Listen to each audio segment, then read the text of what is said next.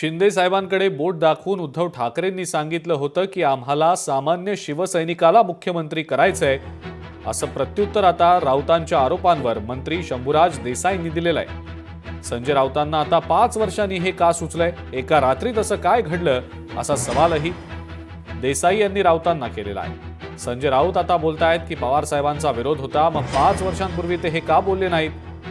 संजय राऊत अजून सुद्धा पवार साहेबांच्या मांडीला मांडी लावून बसतात, असा हल्लाबोल शंभूराज देसाई यांनी केलेला आहे.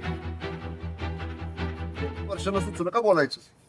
संजय राऊतांना 2019च्या विधानसभेला 15 दिवस आम्हाला ठेवलं आणि आमच्याकडं असं बोर्ड दाखवलं.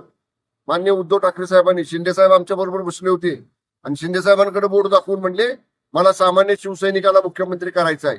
एका रात्रीत काय घडलं. आणि जर तुम्ही संजय राऊत आता म्हणतायत ना पवार साहेबांचा विरोध होता, 5 वर्षात का नाही बोलला.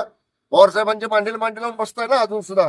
आणि माझे तर आजही ओपन चॅलेंज आहे, उघड माझं म्हणणं आहे की संजय राऊत म्हणतायत हे खरं आहे, हे पवार साहेबांनी किंवा पवार साहेबांच्या प्रवक्त्यांनी सांगावं की आमचा एकनाथ शिंदे साहेबांच्या नावाला विरोध होता. विकिपीडियाचा आधार घेऊन कोणतरी आहे कमाल खान म्हणून, कमाल खान, तर त्याला आपण ते तातडीनं सायबर सेलला आदेश सीएम साहेबांनी, दोन्ही डीसीएम साहेबांनी दिले की ताबडतोब ते हटवा. आणि ते हटवलं देखील त्यांनी. पण आता परत तुम्ही सांगताय तसं ते दुसऱ्या कुठल्या तरी पुस्तकाचा संदर्भ देतो. जर असं कुणी मुद्दाम करत असेल, महाराष्ट्रात हे सहन केलं जाणार नाही.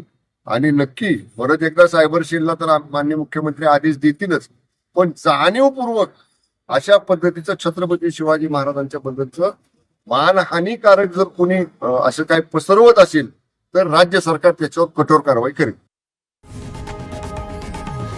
लोकशाही मराठी ऐका, पहा, जागरूक रहा.